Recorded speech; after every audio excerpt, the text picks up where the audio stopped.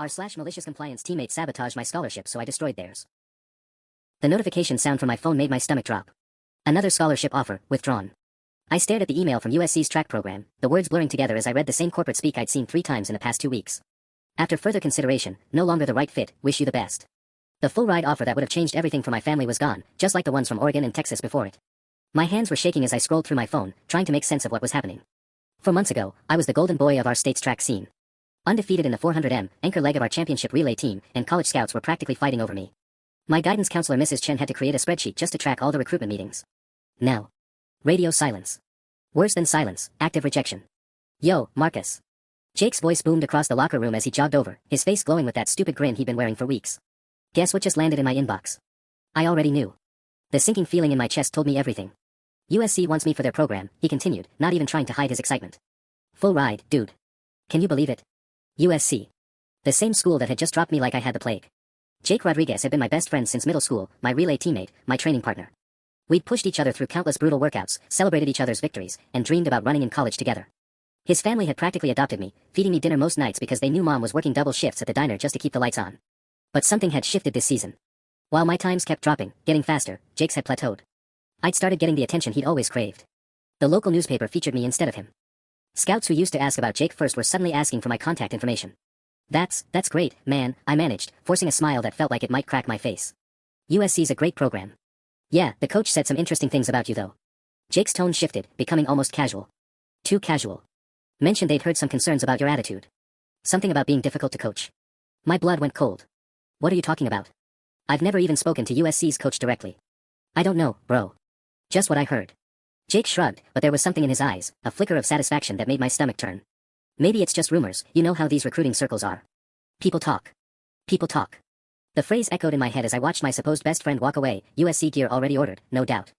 I sat alone on the bench, staring at my phone screen. 3 major offers withdrawn. My times were the fastest in the state. My grades were solid. Coach Martinez kept telling me I was the most coachable athlete he'd worked with in 20 years.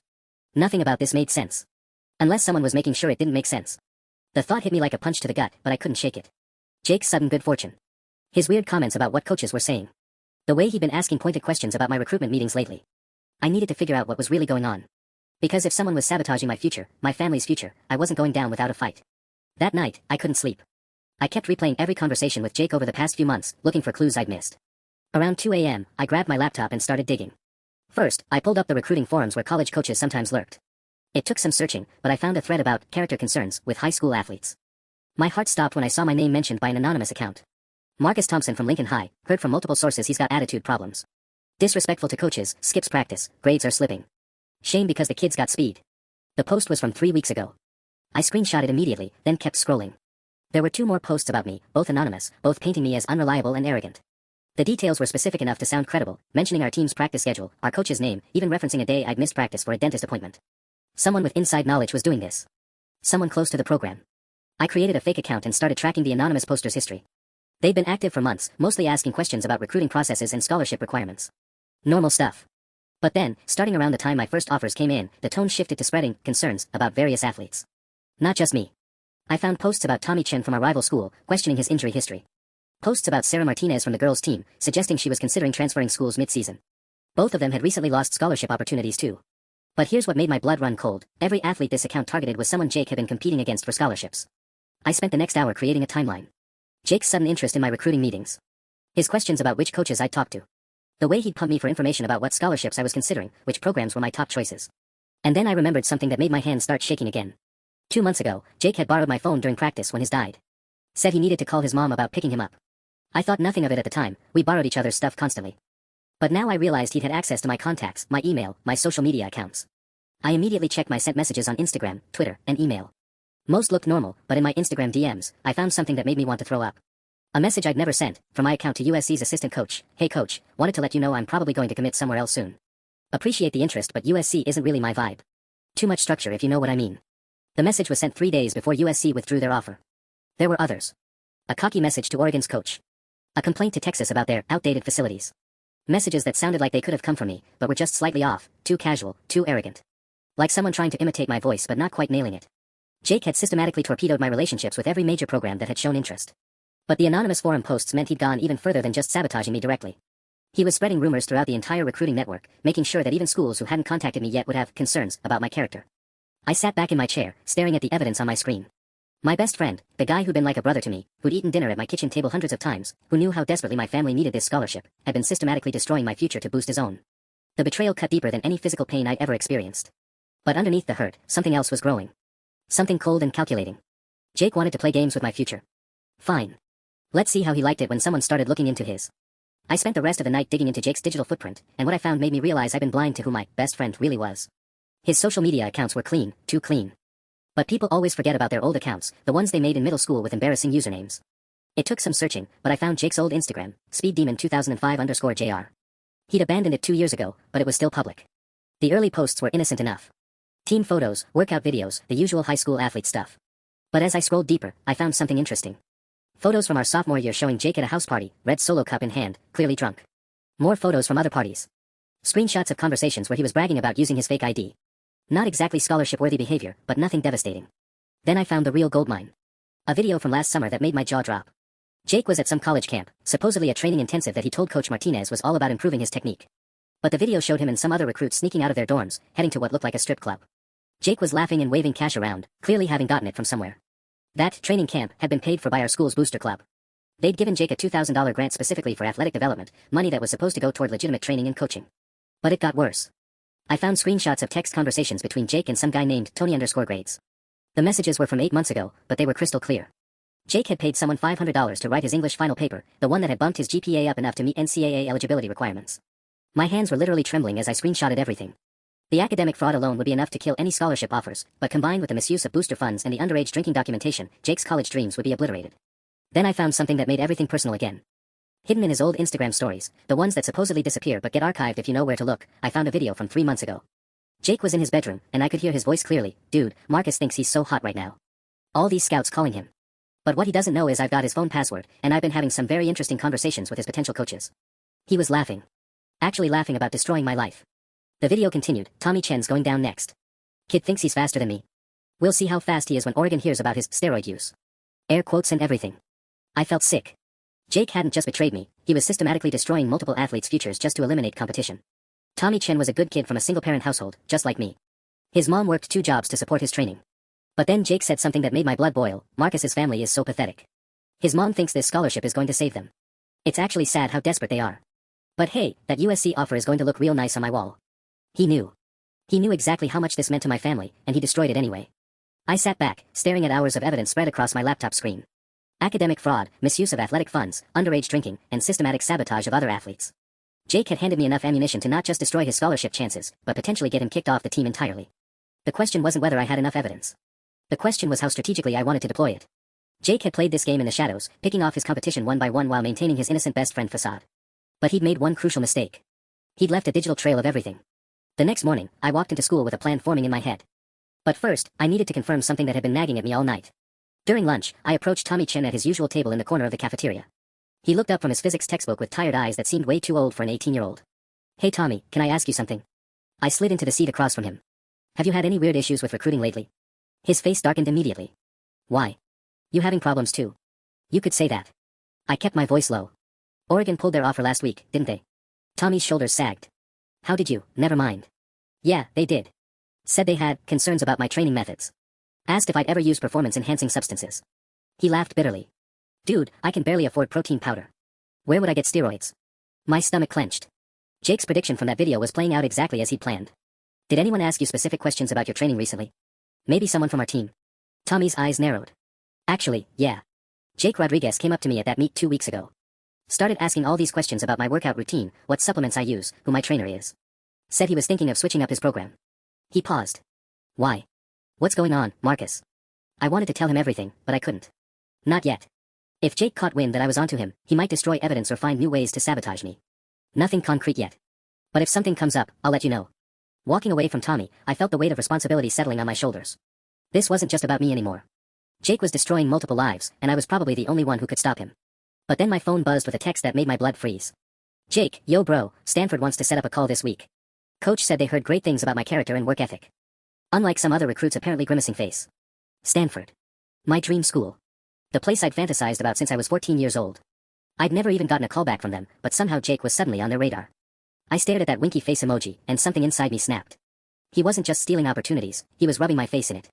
My fingers flew across the keyboard before I could stop myself. That's awesome, man. How did Stanford even hear about you? Thought they were focused on West Coast recruits this year. The response came back almost immediately. Coach Martinez put in a good word. Plus I think they're looking for athletes with strong leadership qualities. You know, team players who lift others up instead of just caring about individual success. Team players who lift others up. The hypocrisy was staggering. But then came another text that made my heart race. Speaking of which, want to grab dinner tonight? My parents are making tamales and they always make too much. We should celebrate our success together. Our success. Like we were both winning instead of him systematically destroying me. I stared at the invitation, and suddenly I realized this might be exactly what I needed. Jake was feeling confident, maybe even cocky. Confident people make mistakes. They let their guard down. Sounds great, I typed back. Can't wait to catch up. What Jake didn't know was that I'd be wearing the small recording device I'd ordered overnight shipping yesterday. If he was going to keep playing games, I wanted everything documented. But as I walked to my next class, another complication hit me like a truck. Sarah Martinez, Coach Martinez's daughter and the best sprinter on the girls' team, was crying by her locker. Real, ugly crying that she was trying to hide behind her textbooks. Sarah. You okay? She looked up, mascara streaking down her cheeks. Did you know about this? She shoved her phone toward me. On the screen was a group chat I wasn't part of. Someone had shared screenshots of what looked like Sarah's private Instagram account, but the photos were wrong. Images that had clearly been manipulated to show her at parties she'd never attended, with people I knew she'd never met. Fake conversations suggesting she was planning to transfer schools mid-season to follow some boyfriend. Sarah, these are obviously fake. Tell that to the University of Arizona, she sobbed. They called this morning. Said they were disappointed in my recent choices and were rescinding their offer. I felt like I was going to be sick. Jake wasn't just targeting male athletes who threatened his times. He was going after anyone who might take scholarship money he thought he deserved. Sarah, listen to me. Someone is doing this deliberately. These photos, these screenshots, none of this is real. She looked up at me with desperate hope. You really think so? I know so. I made a decision that probably complicated everything. Give me 24 hours. I think I know who's behind this, and I'm going to stop them. The promise was out of my mouth before I could take it back. Now I wasn't just fighting for my own future, I was fighting for Tommy's, Sarah's, and probably others I didn't even know about yet. Jake had turned this into a war, and he was about to learn that some people fight back harder than he ever imagined. That night at Jake's house felt like walking into a trap, but I needed answers. The tiny recording device tucked under my shirt felt like it weighed 100 pounds as Mrs. Rodriguez welcomed me with her usual warm hug. Me, Joe. It's been too long, she said, pinching my cheek like she had since I was 12. Jake's been so excited about his Stanford opportunity. You boys are going to take over the college track world. The guilt in her voice when she mentioned Stanford told me everything. She knew something was wrong with my recruitment situation, but she was too kind to bring it up directly. Mrs. Rodriguez had always treated me like a second son, which made Jake's betrayal cut even deeper. Yeah, it's exciting, I managed, following her into the kitchen where the smell of fresh tamales made my stomach growl despite everything. Jake bounded down the stairs, his energy almost manic. Marcus. Dude, perfect timing. I just got off the phone with Stanford's assistant coach. They want to fly me out for an official visit next weekend. That's really fast, I said carefully. Most programs take weeks to set up official visits. I know, right? But get this, Jake leaned in conspiratorially, apparently they had a spot open up suddenly. Some other recruit fell through at the last minute. Their loss is my gain. My blood went cold. Stanford had never even contacted me, but I'd heard through the recruiting network that they'd been heavily pursuing David Kim from California. David was faster than both Jake and me, with times that should have made him a lock for their program. What happened to the other recruit? I asked. Jake shrugged, but something flickered across his face. Coach didn't say exactly. Just mentioned something about character concerns coming to light. The recording device under my shirt suddenly felt burning hot. Jake was practically confessing, but he was being too vague. I needed him to say something concrete. Man, that's so weird how that stuff spreads, I said, trying to sound casual. Like with my USC thing. Still can't figure out how they got the idea I was difficult to coach. Yeah, that is weird, Jake agreed, but his eyes were sharp now, watching my reaction. Must be someone with inside information, you know. Someone who really knows the athletes they're talking about. We stared at each other for a moment, and I realized with growing horror that Jake suspected I was onto him. His whole demeanor had shifted, becoming calculated and careful. Mrs. Rodriguez saved the moment by calling us to dinner, but the tension followed us to the table. Jake kept steering the conversation toward my bad luck with recruiting, making sympathetic comments that sounded genuine unless you knew what to listen for. It's just so unfair, he said, cutting into his tamale. Marcus has worked just as hard as anyone. His times are incredible. There has to be some reason coaches are getting the wrong impression. Mr. Rodriguez nodded sympathetically. Sometimes these things work out for the best, Marcus. Maybe the schools that dropped you weren't the right fit anyway. Maybe, I said, watching Jake's satisfied smile. Though it's strange how it's happened with multiple programs. Almost like someone's been spreading false information. Jake's fork paused halfway to his mouth. That would be terrible. What kind of person would do something like that? The challenge in his voice was unmistakable. He was daring me to accuse him directly, right here at his family's dinner table, surrounded by people who loved us both. But then my phone buzzed with a text that made the blood drain from my face. Unknown number, stop digging or things get worse for everyone. Your friend Tommy Chin just lost his last scholarship opportunity. Sarah Martinez is next. Back off. My hands were shaking as I read the message. Jake noticed immediately. Everything okay? He asked, but there was something predatory in his concern. Fine, I lied, shoving my phone back in my pocket. But my mind was racing. The message meant Jake knew I was investigating him. Worse, it meant he was escalating his attacks on other athletes to send me a message. Tommy had just lost his last chance at college. Because of me. Because I'd gotten too close to the truth. Jake smiled across the dinner table, and for the first time, I saw him clearly. Not my best friend, not my teammate, but a predator who would destroy anyone who threatened his success. The recording device under my shirt had captured everything, but Jake had been too careful. Nothing he'd said tonight would be enough evidence to stop him. I was going to need a different strategy. The ride home from Jake's house felt like the longest 20 minutes of my life. Every red light gave me more time to process what had just happened, the veiled threats, the satisfied gleam in his eyes when my phone buzzed, the way he'd basically admitted to destroying David Kim's Stanford opportunity. But it was the text message that kept playing in my mind. Your friend Tommy Chin just lost his last scholarship opportunity. I pulled into my driveway and immediately called Tommy. He answered on the first ring, his voice hollow. Marcus? If you're calling to check on me, don't bother. It's over. Tommy, what happened? Arizona State called an hour ago. Apparently, they received an anonymous tip that I've been using performance enhancers. They're requiring me to take a drug test, but even if I pass, they said the accusation raises too many red flags. His laugh was bitter. For years of perfect grades, clean record, never even had detention, and now college coaches think I'm some kind of cheater. I gripped the steering wheel harder. Tommy, I know who's doing this. It doesn't matter, he cut me off. That was my last real option. Everything else was partial scholarships we can't afford. My mom's been working doubles for months just hoping. His voice cracked. She's going to be devastated. The line went quiet, and I sat in my car staring at my house, our tiny rental with the peeling paint and the broken porch light we couldn't afford to fix. Through the kitchen window, I could see Mom hunched over bills at our second-hand table, probably trying to figure out how to stretch this month's grocery money. This scholarship wasn't just about my dreams anymore. It was about getting my family out of this cycle, about giving my little sister Mia a chance at something better. And Jake was destroying all of it because he couldn't handle not being the best. My phone rang again. Sarah Martinez's name flashed on the screen. Marcus, you said 24 hours, she said without preamble. It's been 6, and I just found out someone created fake social media accounts using my photos. They're following college coaches and posting inappropriate comments. Arizona called my dad, your coach, and asked if I had behavioral issues they should know about. My stomach dropped. Sarah. This isn't random, is it? Her voice was getting sharper. Someone's targeting our team specifically. Dad's starting to ask questions about why so many of his athletes are suddenly having recruitment problems.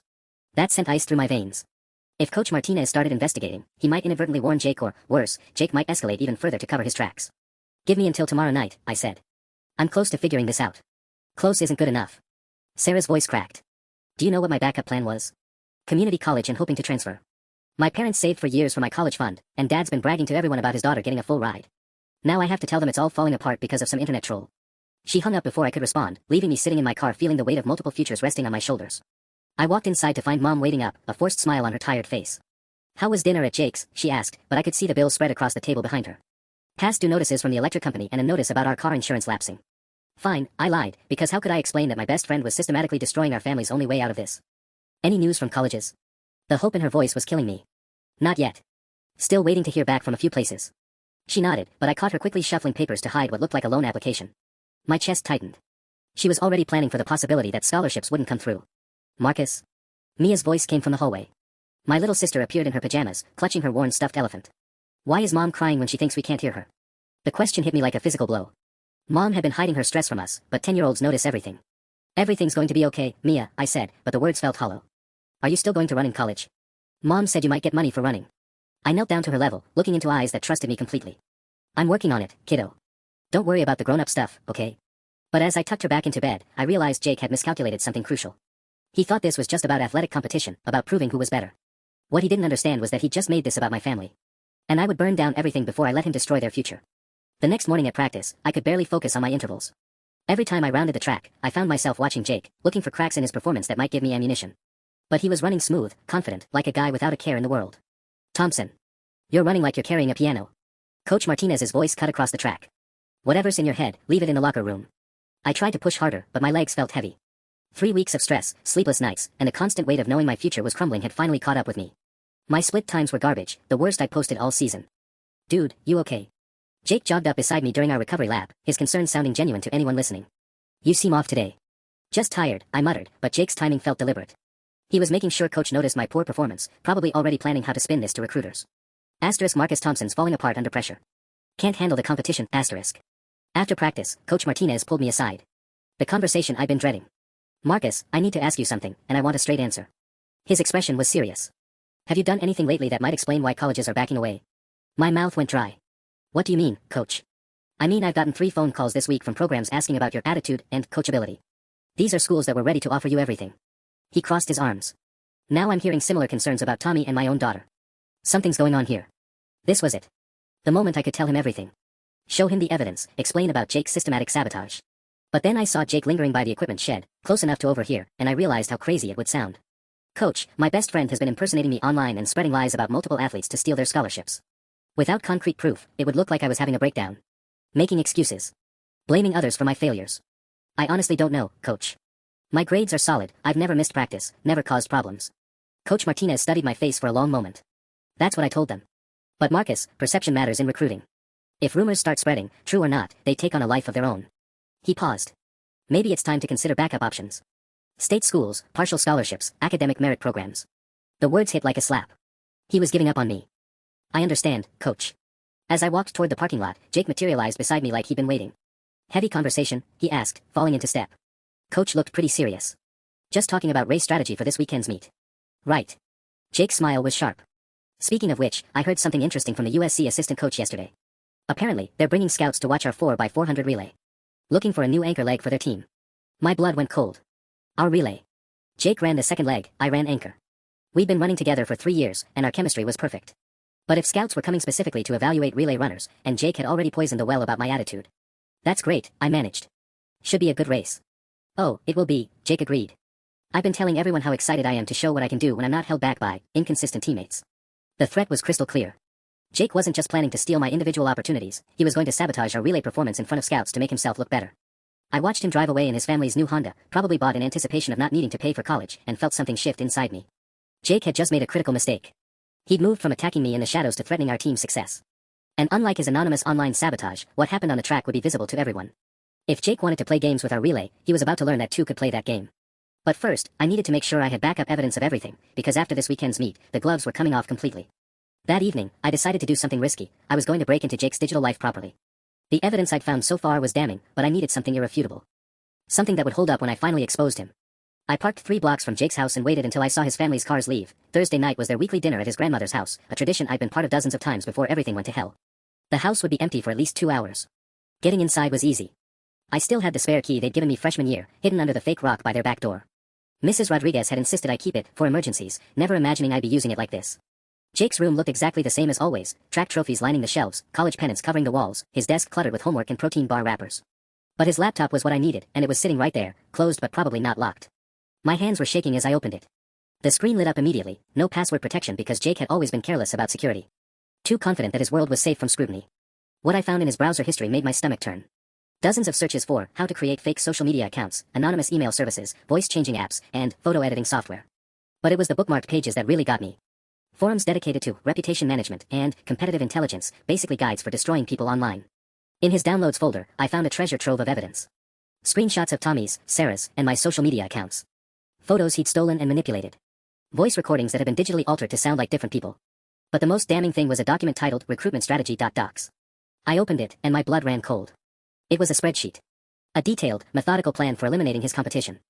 My name was at the top, with a column labeled Vulnerabilities that included things like financial desperation, family pressure, and trusting personality. There were specific tactics listed: impersonate via social media, spread character concerns, time sabotage with application deadlines. Tommy's row included immigrant family story, academic scholarship backup, and limited financial resources. Sarah's included coach's daughter, transfer rumors, and social media presence. But there were more names. Athletes from other schools I barely knew. David Kim from California was listed with Asian stereotype, pressure for academic excellence, and parent expectations. According to Jake's notes, he'd successfully planted rumors about David using performance-enhancing drugs, which explained why Stanford suddenly had an opening. At the bottom of the spreadsheet was a section titled Timeline, with dates and planned attacks mapped out through the end of the school year. He wasn't just winging this. Jake had been planning this systematic destruction for months, treating our lives like a military campaign. My phone buzzed, nearly giving me a heart attack. Text from an unknown number, getting comfortable in my room. I spun around, expecting to see Jake in the doorway, but the house was still empty. Another text arrived, check the window. I looked outside and saw Jake's car parked across the street. He was sitting behind the wheel, phone in hand, watching me through his bedroom window. My blood turned to ice. He'd set me up. Probably tracked my location, maybe even expected me to try something like this. Another text, bring my laptop downstairs. We need to talk. I was trapped. If I tried to leave through the back door, he'd probably call the police and report a break-in. If I stayed, I was walking into whatever confrontation he had planned. Either way, any evidence I gathered would be useless if I got arrested for breaking and entering. I grabbed the laptop and screenshots of his documents with my phone, then headed downstairs. Jake was already coming through the front door, his expression calm but his eyes cold. "Find anything interesting?" he asked, locking the door behind him. The sound of the lock clicking made my heart hammer against my ribs. Jake stood between me and the only exit, his laptop clutched in my sweaty hands like evidence at a crime scene. "You know what's funny?" Jake said conversationally, walking into his own living room like we were just hanging out. "I actually hoped you'd figure it out sooner. This has been almost too easy." "Jake, what the hell is wrong with you?" The words exploded out of me. "Tommy's family is devastated. Sarah's been crying for days. These are real people with real futures. Real people who were standing in my way." He cut me off, settling onto the couch like we were discussing the weather. "Do you have any idea what it's like being second best your entire life? Watching everyone fawn over Marcus Thompson while Jake Rodriguez gets the scraps. Second best? Are you insane? You're one of the fastest runners in the state." "One of the fastest," he repeated, his voice turning bitter. "Always one of. Never the.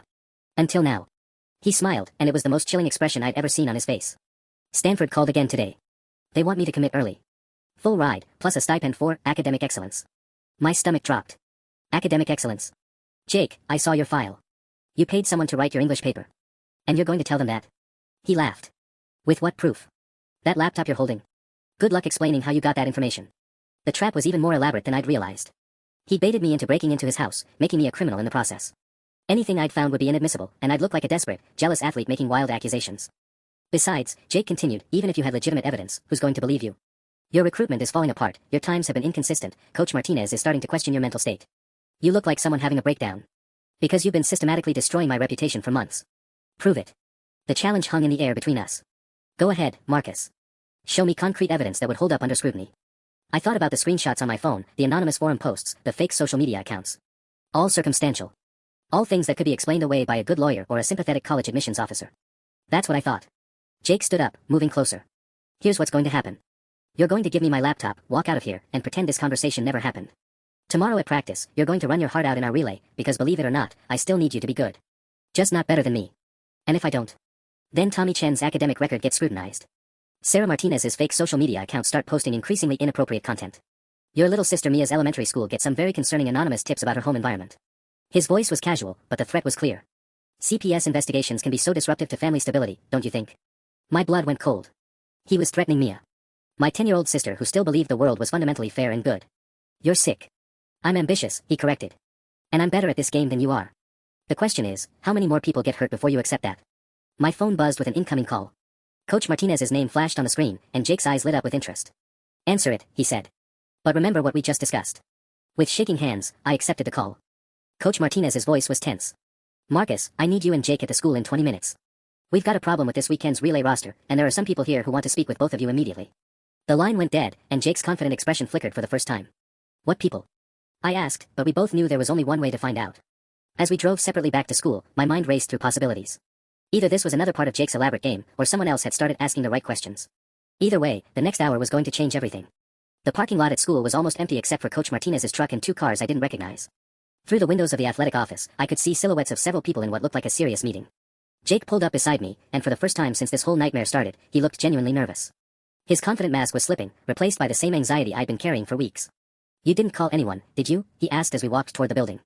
"Right, because I've had so much success getting people to believe me lately." But my stomach was churning. What if Coach Martinez had put together pieces I didn't even know existed? What if someone else had noticed the pattern of sabotage affecting his athletes? The athletic office door was propped open, and I could hear Coach Martinez's voice before we even entered, unprecedented situation involving multiple student-athletes from our program. We stepped inside to find Coach Martinez behind his desk, looking more stressed than I'd ever seen him. Seated across from him were two people in business attire, a woman with sharp eyes and a tablet, and a man with graying hair who looked familiar in a way I couldn't place. "Jake, Marcus, please sit down." Coach Martinez gestured to two empty chairs. "This is Dar. Rebecca Chin from the State Athletic Commission's Ethics Board, and Detective Williams from the Cybercrime Unit." My blood turned to ice. Cybercrime Unit. They knew about the digital sabotage. Jake's face went pale beside me, but he recovered quickly. "Is everything okay, Coach? Are we in some kind of trouble?" Dr. Chin leaned forward, her tablet glowing with what looked like screenshots and documents. "We're investigating reports of systematic harassment and fraud targeting high school athletes in this region. Multiple families have filed complaints about fake social media accounts, impersonation, and defamatory content affecting their children's college recruitment." "That's terrible," Jake said, and his concern sounded genuine. "But what does that have to do with us?" Detective Williams opened a folder thick with papers. "Because the IP address traces for several of these incidents lead back to accounts created on Lincoln High's campus network. Specifically, devices that accessed the school's Wi-Fi during track practice hours." My heart hammered against my ribs. They had digital forensics evidence. Furthermore, Dr. Chen continued, "We've identified a pattern suggesting the perpetrator has inside knowledge of your track program. Practice schedules, meet results, personal information about athletes that wouldn't be publicly available. Coach Martinez rubbed his temples. Boys, I need you to understand how serious this is. We're not just talking about recruitment issues anymore. Identity theft, fraud, harassment of minors, these are felony charges. Jake's leg was bouncing under the table, but his voice stayed steady. Coach, we want to help however we can. This is horrible what's happened to our teammates. Actually, Detective Williams said, pulling out another document, we've already identified several concerning digital footprints. Anonymous forum accounts, fake email addresses, photo manipulation software downloaded to specific devices. He looked directly at me. Marcus, we're going to need to examine your personal electronics. What? The word came out as a croak. They thought I was the one doing this. The pattern suggests someone with close personal relationships to the victims, Dr. Chen explained. Someone who would have access to their phones, their social media passwords, intimate knowledge of their vulnerabilities. Jake was nodding sympathetically, but I caught the flicker of satisfaction in his eyes. Somehow, he'd managed to frame me. The evidence trail they were following led to me, not him. Marcus has been under a lot of stress lately, Jake said quietly. His recruitment hasn't gone as expected, and his family's really counting on a scholarship. Maybe. Don't, I interrupted, my voice sharper than I intended. Just don't. The adults in the room exchanged glances that confirmed my worst fears. They already suspected me, and Jake's careful concern was sealing my fate. Outside the office windows, I could see the track where we trained together for years, where we'd celebrated victories and pushed each other to be better. Now it looked like a crime scene waiting to be processed. My mind raced as I realized the impossible situation Jake had orchestrated. Not only had he systematically destroyed multiple athletes' futures, but he'd somehow managed to make me look like the perpetrator. The digital evidence they were following, it all pointed back to me. I need to see my phone, I said suddenly, interrupting Jake's performance of concerned friendship. Detective Williams raised an eyebrow. We'll be examining all devices as part of our investigation. No, you don't understand. I pulled out my phone with shaking hands. Jake borrowed this during practice 2 months ago. Said his was dead and needed to call his mom. I scrolled frantically through my recent activity, my stomach dropping as I found what I was looking for. Login attempts from my Google account at times when I wasn't even home. Social media activity I'd never initiated. My phone had been compromised, but proving that now seemed impossible. Marcus, Coach Martinez said gently, I think you should call your parents. This is serious enough that you might need legal representation. Legal representation. The words hit like a physical blow. My family couldn't afford a lawyer any more than we could afford college without a scholarship. Jake had found the perfect way to destroy me, frame me for his own crimes and let the justice system finish what his sabotage had started. Wait, Dr. Chen said, studying her tablet more closely. Detective Williams, look at this timestamp anomaly. She turned the screen toward him, pointing at something I couldn't see. The forum posts targeting David Kim from California, they were made simultaneously with Instagram activity on Marcus Thompson's verified account. From different IP addresses. Detective Williams leaned in, his expression shifting. That's physically impossible unless someone cloned the account credentials, Dr. Chen finished. Or had ongoing access to the devices. For the first time since we'd sat down, I felt a spark of hope. But Jake was already adapting, his expression shifting to confusion. That is weird, he said. Marcus, didn't you say something about your phone acting strange lately? Apps you didn't remember downloading. The bastard was trying to plant the idea that I'd been careless with my security rather than admitting he'd stolen my credentials. But Dr. Chen was still studying her tablet, her frown deepening. There's another issue, she said. The voice recordings sent to college coaches, they required sophisticated audio editing software. The kind that costs thousands of dollars and requires significant technical expertise. Coach Martinez looked between Jake and me. Neither of these boys has that kind of background. Marcus can barely figure out the team scheduling app, and Jake still asks me to help him upload workout videos. Actually, Detective Williams said slowly, we might be able to resolve this quickly. The software in question leaves unique metadata fingerprints. If we can examine the devices used for the editing work. He looked directly at Jake. You mentioned wanting to help with our investigation. Jake's confident facade cracked just slightly. Of course. Whatever you need. But I saw it, the brief moment of panic before he recovered. He hadn't expected them to have the technical capability to trace the audio editing work. All his careful planning to frame me was falling apart under real forensic scrutiny. In fact, Dr. Chen said, we should probably examine both boys' devices right now, before any evidence can be tampered with. She looked at Coach Martinez. Do you have a secure location where we can conduct immediate forensic imaging? My phone felt like it was burning in my pocket. Whatever Jake had done to compromise it, the evidence was probably still there. But his phone, his laptop, that's where the real proof would be. My laptop's in my car, Jake said quickly. I can go grab it. That won't be necessary, Detective Williams interrupted. We'll accompany you to retrieve all devices. The trap was closing, but I still wasn't sure who would be caught in it. The walk to the parking lot felt like a death march. Jake's confidence was visibly cracking with each step, but I wasn't celebrating yet. He'd proven himself capable of elaborate deception. For all I knew, this was another layer of his game. Detective Williams and Dr. Chen flanked us like we were flight risks, which honestly wasn't far from the truth. My legs felt like jelly, and I kept catching Jake shooting me sideways glances that I couldn't read. Here's my car, Jake said, his voice artificially bright as we approached his Honda. But when he reached for his keys, his hands were shaking badly enough that he dropped them twice. Nervous? Detective Williams observed. Just want to help clear this up, Jake replied, but sweat was beading on his forehead despite the cool evening air. He popped the trunk, and my heart nearly stopped. It was completely empty. I thought you said your laptop was in your car. Dr. Chen's voice carried a sharp edge now. Jake's face went white. I must have, maybe I left it at home. I could have sworn I brought it to school today. Interesting, Detective Williams said, making a note. Because according to your school's network logs, a device registered to your name was accessing our Wi-Fi as recently as an hour ago. The silence stretched between us like a taut wire. Jake opened his mouth, then closed it, apparently unable to come up with an explanation that wouldn't dig his hole deeper. Marcus, Dr. Chen turned to me, your device. I handed over my phone with hands that were surprisingly steady now. Whatever they found, at least it would be the truth. Detective Williams connected my phone to a small device that looked like something from a spy movie. Within seconds, his eyebrows shot up. This is extensive, he muttered, scrolling through data I couldn't see. Multiple unauthorized access attempts, credential harvesting software, remote monitoring applications. He looked at me with what might have been sympathy. Son, your phone has been completely compromised. Someone's had full access to your accounts for months. Relief flooded through me so suddenly I thought I might collapse. So you can see that I didn't. We can see that someone with advanced technical skills has been using your device as a proxy, Dr. Chen confirmed. The question is who had physical access long enough to install this level of surveillance software. All eyes turned to Jake, whose face had gone from pale to green. He was staring at my phone like it was a bomb about to explode. Jake, Coach Martinez said quietly, is there something you need to tell us? But before Jake could answer, his phone started ringing. The sound was jarringly loud in a tense silence, and when he fumbled to silence it, I caught a glimpse of the caller ID, Tony_grades. Detective Williams was faster than Jake's reflexes. I'll take that, he said, smoothly plucking the phone from Jake's hands before he could decline the call. Don't, Jake started, but it was too late. Hello. Detective Williams answered, his voice casual. Jake's phone. Even from where I stood, I could hear the panicked voice on the other end, dude, you need to delete everything. The cops are asking questions about the Chen kids' fake transcripts, and if they trace it back to our operation. Detective Williams ended the call and looked at Jake with an expression that could have frozen fire. Well, he said conversationally, this just became a much bigger investigation. Jake's legs gave out, and he sat down hard on his car's bumper, his head in his hands. But I wasn't feeling victorious yet. If Jake had been running some kind of broader fraud operation, how many other lives had he destroyed? And would any of us be able to recover from the damage he'd already done? The next 20 minutes felt like watching a controlled demolition in slow motion. Jake's entire operation was crumbling, but each revelation made my stomach sink deeper. Detective Williams had Jake's phone connected to his forensic device, and the data streaming across his screen painted a picture that was somehow worse than I'd imagined. This wasn't just about stealing scholarships, Jake had been running what looked like a full-scale academic fraud ring. Tony_grades isn't just one person, Dr. Chen explained as she scrolled through encrypted messages. It's an entire network. Fake transcripts, purchased SAT scores, forged recommendation letters. We're looking at dozens of compromised students across multiple school districts.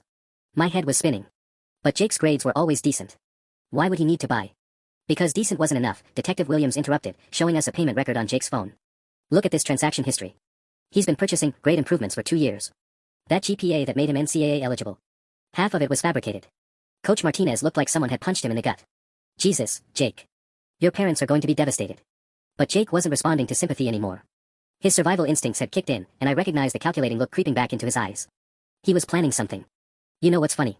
Jake said suddenly, his voice taking on that familiar manipulative tone. Marcus knew about some of this.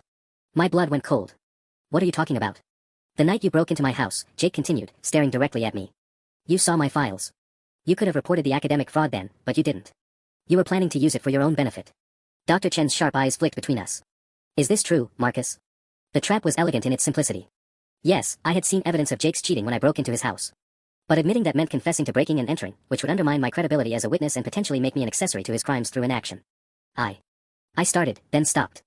How could I explain that I'd been so focused on proving the recruitment sabotage that I hadn't immediately reported the academic fraud? That I'd been planning to use it as leverage. Marcus was trying to gather evidence of the harassment campaign, Coach Martinez said firmly. That's completely different from. Is it? Jake pressed. He committed a felony by breaking into my house. He stole private information. And then he sat on evidence of academic fraud for days while other students were potentially being harmed. His voice gained confidence with each word. Sounds like conspiracy to me. Detective Williams was taking notes again, and I realized with growing horror that Jake might actually succeed in dragging me down with him. Even if they could prove I wasn't the original perpetrator, I could still be charged as an accessory or co-conspirator. There's something else, Dr. Chen said quietly, studying her tablet. The timeline shows that the harassment campaign against other athletes actually intensified after Marcus discovered Jake's activities. Almost like someone was trying to send a message. My throat went dry. The text message threatening Tommy and Sarah, that had come after my investigation started. Jake had escalated his attack specifically to pressure me into staying quiet. So Marcus knew his friends were being targeted and did nothing to stop it, Jake said. He was more concerned with protecting himself than protecting Tommy Chen or Sarah Martinez. The accusation hit like a physical blow because there was truth in it. I had hesitated. I had tried to gather more evidence instead of immediately going to authorities. And during that delay, more people had gotten hurt. That's enough, Coach Martinez snapped, but I could see doubt creeping into his expression. Jake's manipulation was working, even on people who knew better. My phone buzzed with a text from an unknown number, check your email. Now. A friend. I glanced at Detective Williams, who nodded permission for me to check my messages. What I found in my inbox made my hands start shaking all over again. It was a video file, time-stamped from this afternoon. Security footage from the school's parking lot, showing Jake removing something from his car and walking toward the dumpster behind the cafeteria. Someone had been watching. Someone had evidence. But as I looked up to share this development, I realized Jake had noticed my reaction. His eyes were locked on my phone screen, and the last traces of his manufactured remorse were evaporating. "You know what, detective?" Jake said, his voice suddenly calm and cold. "I think there's a lot more to this story than anyone realizes. Maybe we should talk about who else has been helping coordinate these attacks." My blood turned to ice. Jake wasn't going down alone, and he was about to name names, possibly implicating innocent people just to create chaos and reasonable doubt. The game was far from over. Detective Williams held up a hand before Jake could continue. "Before anyone says anything else, I think we need to retrieve whatever you disposed of this afternoon." He showed Jake the timestamp on my phone. Security footage is quite comprehensive these days. Jake's face went ashen, but his voice stayed defiant. "I threw away some old homework. Nothing illegal about using a dumpster." "We'll see about that," Dr. Chen said, already heading toward the cafeteria. "Coach Martinez, can you get us access to that area?" As we walked across campus, my mind raced through possibilities. What had Jake thrown away that was important enough for someone to send me security footage? And who was this mysterious friend with access to the school's surveillance system? The dumpster behind the cafeteria was illuminated by a single flickering light that cast eerie shadows across the brick wall.